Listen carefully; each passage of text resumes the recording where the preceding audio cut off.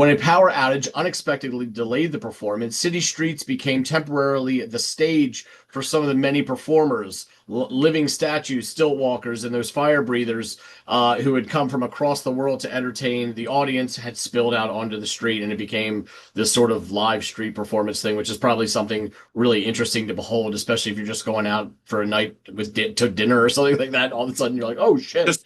Just walking the dog. Yeah, yeah, fire breathers. Okay. 12-foot people on stilts.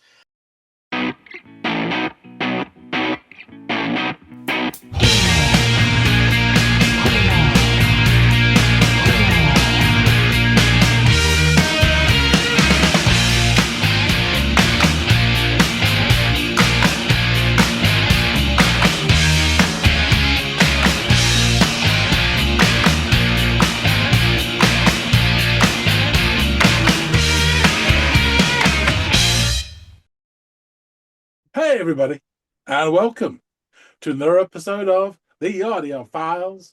My name's John. His name's Andy. Good God. I've waited hours for this. I've made myself so sick. I wish I'd stayed asleep today. More on that later, perhaps. But first, we have a track to listen to. Now then, Andy, Stenhousemuir fought a mighty 0-0 draw today against our Athletic, retaining their position number 2 in the table, just below or just above Queen of the South. So don't spoil the mood. What have you got for us? Hey, I'll try not to. I have a That made no sense to you whatsoever. no, none. But I still want to take your feelings into consideration because that's just the kind of guy I am. So we have in store the Dresden Dolls, who is a band I think that you have heard of, but I don't know if you know the any of name. them too. Yeah. I know the name, but I don't know why. The track by them that I want you to check out is Coin Operated Boy, which is an interesting name in and of itself. And perhaps when you come back and we start going over the band, there will be some, lights or fireworks going off as to why they may or may not ring a bell with you. I think I have it now. Yeah, I bet you do. There's a correlation to someone we both are a big fan of, even if he may be of questionable character these days as more stuff comes out about him. But good old Hermann Goering, yes. Not to that level, perhaps. But yeah, go off and give this thing a spin, and then come back and we'll chop it up a bit. Will do.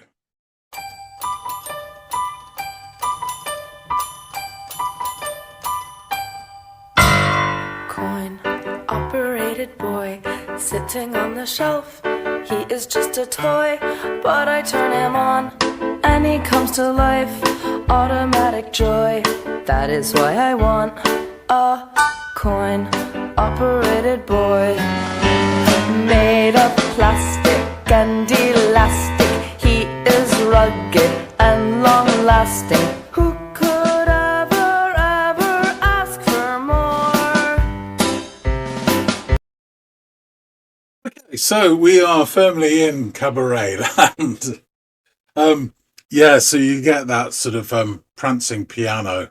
This very much feels like it's been, is designed for the stage. I'm getting sort of like knockoff Sally Bowles vibes. And it's interesting. So you have this prancing piano, dun, dun, dun, dun, dun, dun, dun, dun, dun, and then rim shot, and then it goes into snare, which is, I don't know, it sounds really harsh. But everything is on a beat. And she's, enunciating every syllable, not holding any notes. So it bum, bum, bum, bum, bum, which kind of makes it sound even more artificial. Now, interesting, from the lines I've got so far, she's obviously talking about a coin-operated boy, plastic and elastic, up on the shelf, ready for use. The allusions are to some sort of sex toy, but I wonder if it's something deeper, because it's interesting. You can have all sorts of terminology, coin-operated. It makes me think of those beds in American motels, but it's a transactional thing which doesn't involve any emotion. is purely mercenary, a coin-operated boy as well, for that matter. I'm wondering if she's trying to mentally construct something that she could use rather than a real person that's hurt her in the past. Maybe. Okay, let's see how it goes. Love without complications galore. Many shapes and weights to choose from. I will never leave my bedroom. I will never cry at night again. Wrap my arms around him and pretend. Coin-operated boy, all the other real ones that I destroy cannot hold a candle to my new boy, and I'll never let him go, and I'll never be alone, and I'll never let him go, and I'll never be alone, go, and I'll never be alone, go, and I'll never be alone, go, and I'll never be alone, go, and I'll never be alone, not with my coin-operated boy. This bridge was written to make you feel smitten with my sad picture of girl getting bitterer. Can you extract me from my plastic fantasy? So it's interesting. She starts this portion with this bridge is written to make you smitten or something, and this really illustrates everything that I've always said about bridges, that 95% or more of them are shite. They detract from the flow of a song, and usually musically they're the weakest point of a song. And this, case proven. This theatrically would be the point where the protagonist puts both hands to their heads and sort of starts swirling around like, oh, I'm in turmoil here. And it has to be big so everyone in the whole theatre can see it. Yeah. I didn't think so, but I'm still convincible. Will you persist even after I bet you $1 billion that I'll never love you? And will you persist even after I kiss you goodbye for the last time? Will you keep on trying to prove it? I'm dying to lose it. I'm losing my confidence. I want it. I want it. I want it. I want it. I want it. I want it. I want it. I want it. I want you. I want you. I want you. I want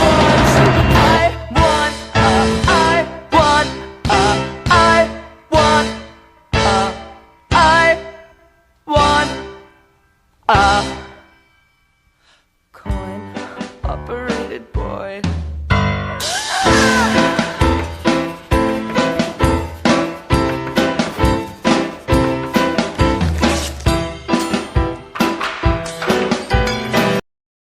So, following on from that bridge, we got to this bit building where it almost, for me, got more towards a proper song. The flowing piano rather than this clippy-cloppy nonsense. And she was repeating the drums. It's all starting to swirl, and actually was building to something that seemed quite interesting. And then, of course, like handbrake turn. You get these abrupt changes in musical songs, and that was one of them there, which is quite jarring. And then we go back to this, theatrical clippity-cloppity seesaw, wonky piano stuff. And then we've got this thing here where there's these sound effects, and it kind of sounds like Geppetto's workshop. They're actually constructing this replacement for her.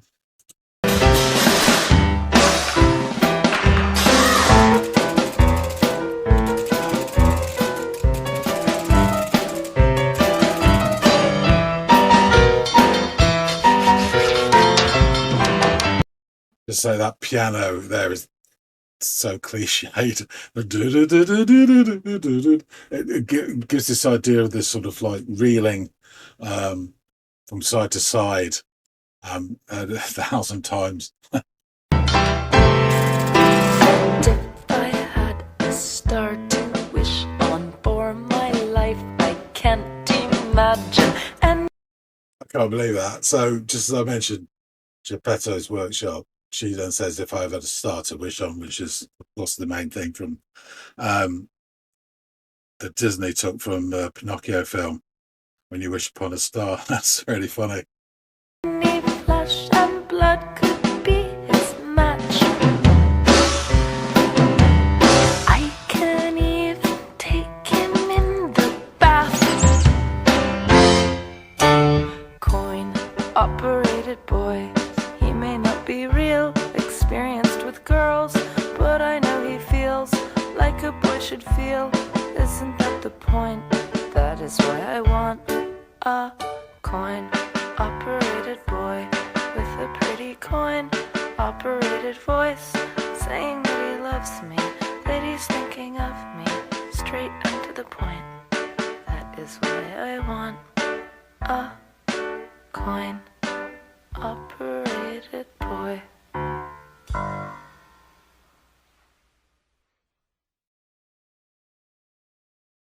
Yeah, okay. I'm sure Andy knows when he flung this forward in my direction that this is not my cup of tea.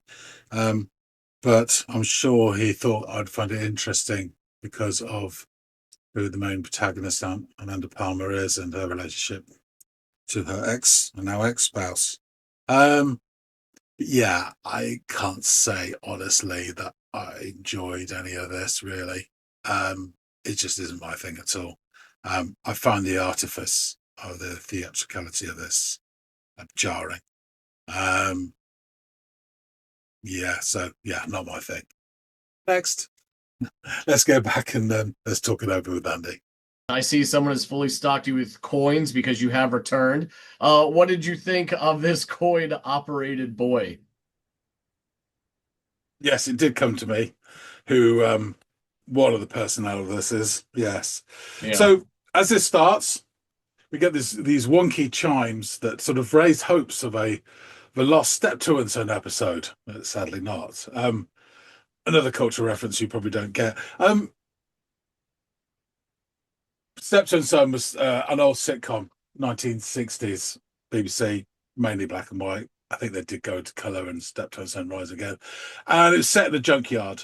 And there was an old man and his son who always wanted to leave, but never did. And he had sort of pretensions to be, great. And they're both useless, but it's this love-hate relationship. Wonderful. Wilford Brambles played the old man, and he was in the film Hard Day's Night, the Beatles. Uh-huh. When on the train, I think it's his granddad or something. They keep going about how clean he is, this old little man. Yeah. Instead of that, but he's got his false teeth and it's horrible. You dirty old man. Yeah, anyway, I digress, but sadly not. So with the prancing piano and the ringing pronunciation of every syllable, we are firmly in cabaret land here. I'll fetch my tin hat. Although I do know who Amanda Palmer is and her ex-spouse, I've only seen her perform once, actually. It was a David Bowie tribute sort of evening at the BBC proms. So you had this mixture, which they do nowadays, which they never used to, of the proms are a classical music sort of festival that goes on for weeks, I think, mainly in the Royal Albert Hall.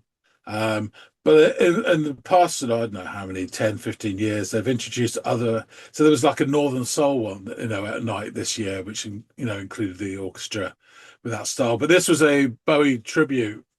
And she definitely sung, I think she sung parts of Black Star. She sung something else. Was it Sound and Vision or something like that? Really good. It was a great performance anyway. But yeah, so that's all I know of it. I don't know the Dresden Dolls, but I do kind of know the concept of it.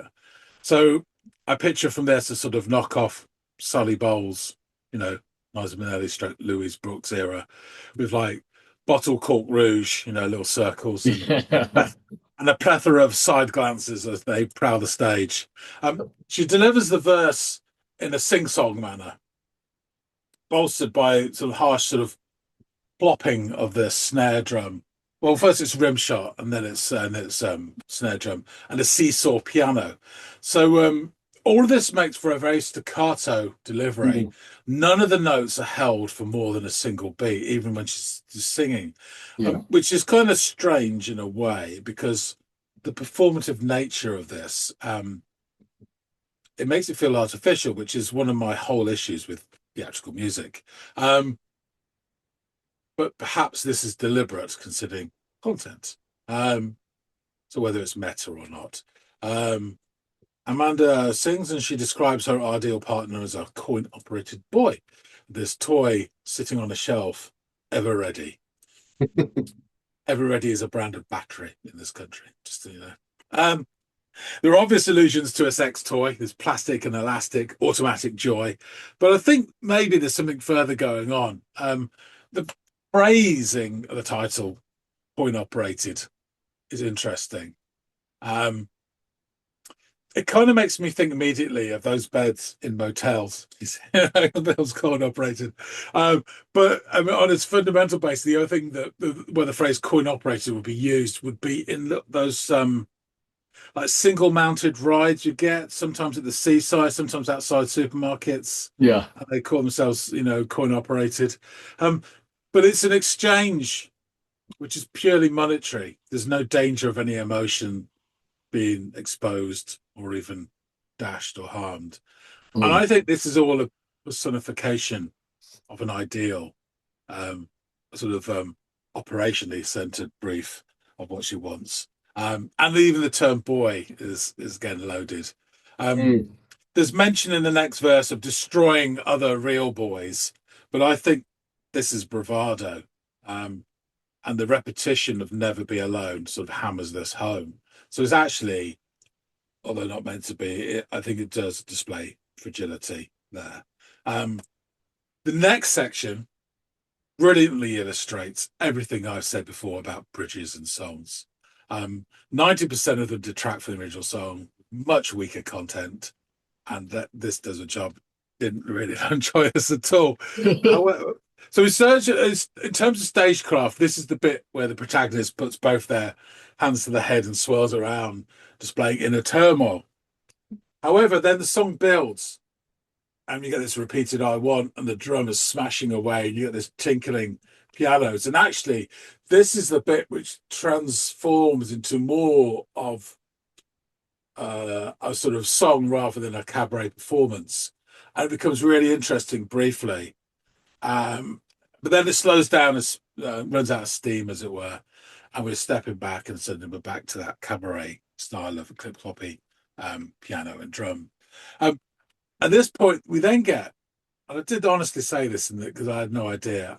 We now get what I described as Geppetto's workshop's sound effects, as this boy in question is being constructed before our very ears, all the while being accompanied by this somewhat, at points, quite cliched piano, that sort of teetering motif, like somebody's reeling or swaying, all sort of wonky. And then in the next verse, she mentions, "If I had a star to wish upon," it's really not surprised, which is from the very Disney film Yeah. Pinocchio, and at the Quite start of on it. quite on the ever-growing nose, that illusion Yes. there. Yeah, yeah. And again, it infers going beyond this simple sex object idea into a construct based on her wants, but also her fears and maybe some historical relationship issues. And then again, the song then slowly runs out of steam power at the end. So yeah, I'm sure you were aware when you offered it up to me that there may be some interest because of under Palmer, but this is definitely not my cup of tea. Um, Mhm. I can't pretend to have really enjoyed it. I didn't. I know it didn't really go for my thing. It kind of reminded me again of that sort of. I might have said this before. There's that song in Chitty Chitty Bang Bang with both of them, Dick Van Dyke and the other, whatever her name is, pretend to be dolls in front of, and they Yeah. move to this clockwork stuff, and I didn't enjoy that either. So yeah, long story short, not for me. Thank you. Yeah. Well, as luck would have it, it ended up not being for Neil Gaiman either, because I think they divorced in 2022 or three, after 10 or so years of marriage, which, from all I've read about, was a pretty interesting marriage in and of Yeah, itself. yeah. The rules and things that they kind of the openness of it, if you will. But yeah, it was I knew that the theatrical thing was going to be polarizing for you because you're not into this sort of uh, circus, vaudeville, theater, any music that is akin to those sort of subgenres wasn't going to check your box. But I thought, the Game and Tie, and I was kind of surprised that you had not heard them, if not just because of the Game and Tie. You know what I mean? Maybe you had looked into it because of that or whatever. But yeah, the Dresden Dolls is an American musical duo from Boston, Massachusetts.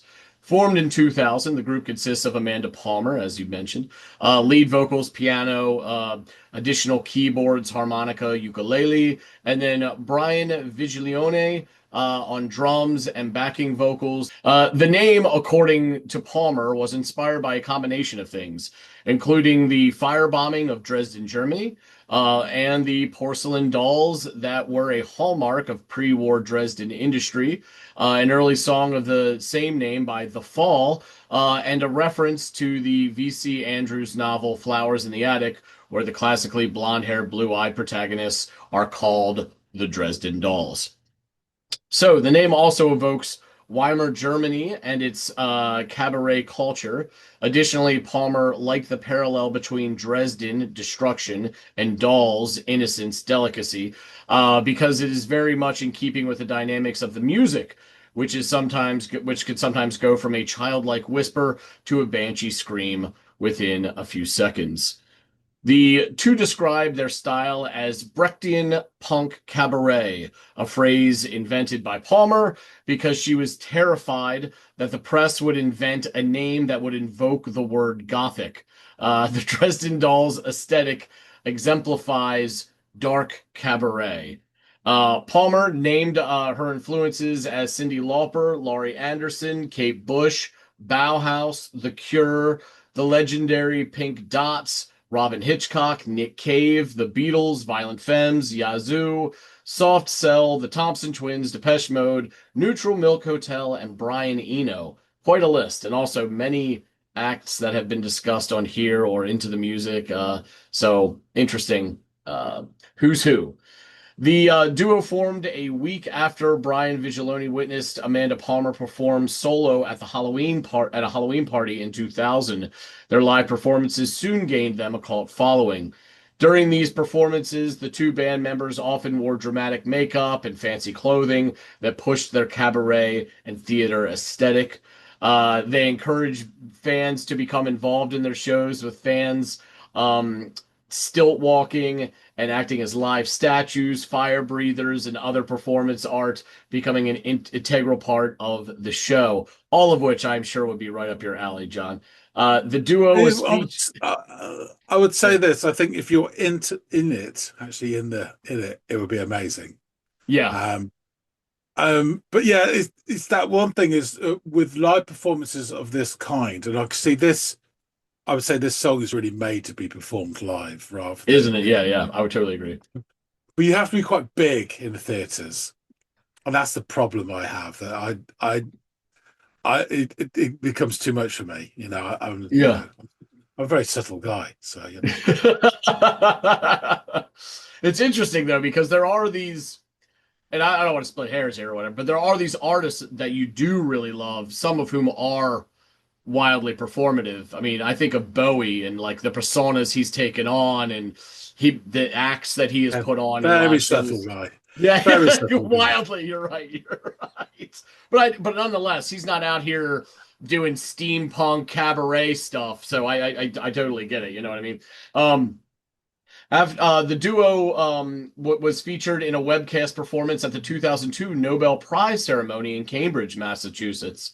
After a self-promoted demo recorded and released in 2001, their first release was the mostly live compilation A is for Accident, followed in 2003 by a self-titled debut and recorded by Martin Bissey, who had worked with Swans and Sonic Youth. at the Old American Can Factory in Gowanus, Brooklyn, after being signed to Roadrunner Records. The album features fellow Boston area musicians Ad Frank, guitar on Good Day, and Sean Sitaro, bass on Good Day, Gravity, and Jeep Song. Two songs from the album ranked in the Triple J Hottest 100s of 2004. Girl, Anachronism at number 30, and Coin Operated Boy at number 12. In 2003, they were crowned the winners of Boston's long-running WBCN Rock and Roll Rumble. In March 2005, the duo supported Nine Inch Nails on tour, and on June 5th, the Dresden Dolls hosted a free concert at the Paradise Rock Club in Boston.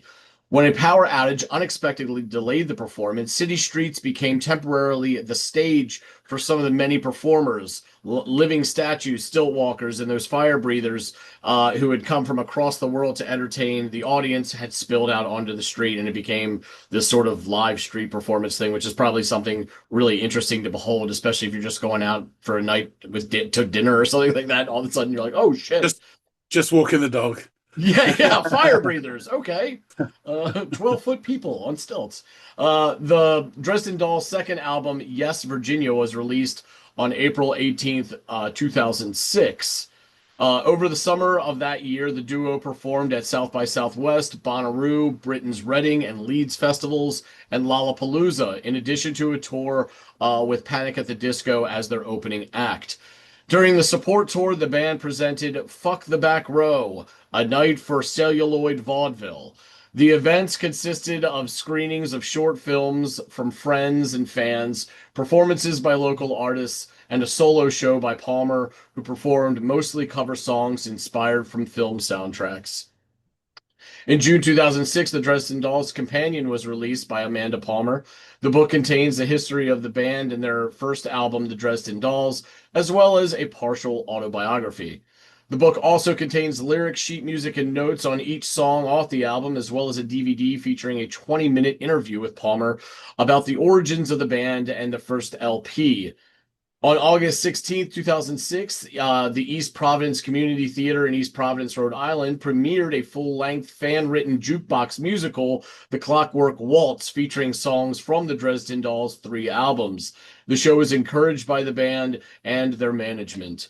In 2006 and in late 2006 and early 2007, the music of the Dresden Dolls was featured in an original production, The Onion Cellar, at the American Repertory Theater Zero Arrow Theater in Cambridge, Massachusetts.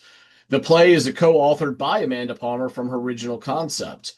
On January 14th of 2007, the duo took a temporary hiatus. Palmer worked on her solo album, Who Killed Amanda Palmer, while Brian Vigilone toured with Boston-based Human Wine and other local Boston acts, along with touring with Jesse Malin and offering drum clinics. In June 2007, they joined the True Colors Tour, including their debut in New York City's Radio City Music Hall and their first review in the New York Times. On July 10th of 2007, the DVD Live at the Roundhouse was released in the United States. On November 3rd and 4th of 2006, the Dresden Dolls performed at London's recently restored Roundhouse venue. The show's end resulting DVD was released as Live at the Roundhouse video, featuring a large number of artistic performers, circus acts, gymnasts, and cabaret dancers, both as support acts and participating alongside the band during their set. The set draws from both their studio albums, previously unreleased songs and covers, from December 27th, 2007 to January 13th, 2008. Their winter tour started at the 6-in-1 Historic Synagogue in Washington, D.C., and ending at the Norva in Norfolk, Virginia. On January 15th of 2008, they entered the studio to record new material for their third album, No, Virginia, released on May 20th, 2008. It is a collection of B-sides and rarities, along with new recordings of old favorites and cover songs that were previously only available as live versions. The album spawned the single Night Reconnaissance. On July of 2008, they saw the release of their second Dresden Dolls book, The Virginia Companion. It is a follow-up to the Dresden Dolls Companion, featuring the music and lyrics from the Yes, Virginia and No, Virginia albums, respectively. In September of 2008, rumors began to circulate about the future of the band. Vigiloni confirmed that the band was on hiatus, but emphasized that he and Palmer are on good terms and that they will get together again when it felt right for both of them. In late July and early August of 2009, a rumor began to spread that the band was reuniting for performances in 2010, but Palmer clarified in her blog on August 7th, "There's been a ton of press lately reprinting an old quote from an old interview that's now blown up into a full-fledged press rumor that Brian and I had planned Dresden Doll shows for 2010. Not true. We are not planning any shows. Sorry about that. Blame the gossip whores." But, of course, where there's smoke, there's fire, John. And in 2010, antithetical to Palmer's comments on the matter, the group reunited for a tour of selected venues in the United States. It started on Halloween in New York City and ended in San Francisco on New Year's Eve. On December 9th of 2011, the Dresden Dolls played a show in Mexico City, and then they toured New Zealand and Australia in 2012. On April 15th of 2015, they had a show in New York to celebrate Record Store Day and promote the release of the Virginia Monologues. In 2018, they played 3 nights at the Paradise Rock Club as part of the club's 40th anniversary. And on October 27th, 30th, and 31st the same year, they played 3 shows in London. On their There Will Be No Intermission tour in 2019, Amanda Palmer announced that the Dresden Dolls would be recording and releasing new music in 2020. This, of course, was put on hold due to the COVID-19 pandemic. Vigiloni played drums on 4 tracks of a charity album released by Palmer in February of 2020. And in a newsletter, they announced 3 shows in Woodstock that they are working slowly on a new album and a new world tour. Palmer and Vigiloni have been working on new songs in a rehearsal space near Palmer's Woodstock home. In fall of 22, the Dresden Dolls reunited for 3 shows in Woodstock, New York, and a New Year's Eve show. They started writing songs for their new album and working on the new songs and incorporating those new songs into their live sets. And a year later, they toured the U.S. And in September of 23, they also performed at Riot Fest in Chicago, Illinois. Chris Dolan of Pitchfork scored this album an 8.2 and wrote in his review, "Palmer's voice drips and chills through the damaged little girl songs, but can also melt into confessionals with melodic melancholy, like Tori Amos's punky younger sister. But the roles Palmer plays are even more intriguing. Sometimes she's painted her characters cartoonishly broad, like the sinister little girl on Missed Me, or the I sound hurt because I am hurt, acting out of girl anachronistic. Other songs use the illusions more subtly. On Coin Operated Boy, she describes the plastic boyfriend that gives her love without complications, and the twist comes when she admits that she can't love a real boy because she's too difficult to be with. The stilted puppet music shifts to an aching bridge that almost swirls her down the drain until she stops, ties her strings back on, and decides to act fake again. And Nick Cowan of Drowned in Sound scored the album a 9 out of 10 and wrote of the group's self-titled debut, "The Dresden Dolls are an undeniably theatrical act, but it's theater in the best sense of the word. Behind the garter belts, bowler hats, and mime makeup is an album that challenges perceptions and center stage's emotional honesty. It's a work of art, and like other classics of the theater, will probably be winning audiences long after its creators have departed this mortal coil." I think John would beg to disagree. Let's get into these lyrics. "Coin-operated boy sitting on the shelf. He is just a toy, but I turn him on and he comes to life. Automatic joy, that is what I want. A coin-operated boy. Made of plastic and elastic, he is rugged and long-lasting. Who could ever ask for more? Love without complications galore. Many shapes and weights to choose from. I will never leave my bedroom. I will never cry at night again. Wrap my arms around him and pretend, coin-operated boy, all the other real ones that I destroy cannot hold a candle to my new boy. And I'll never let him go, and I'll never be alone, and I'll never let him go, and I'll never be alone, go. I'll never be alone, go. I'll never be alone, go. I'll never be alone, go. And I'll never be alone. Not with my coin-operated boy. This bridge was written to make you feel smitten, and with my sad picture of girl getting bitterer, oh, can you extract me from my plastic fantasy? I didn't think so, but I'm still convincible. Oh, will you persist even after I bet you $1 million that I'll never love you? And will you persist even after I kiss you?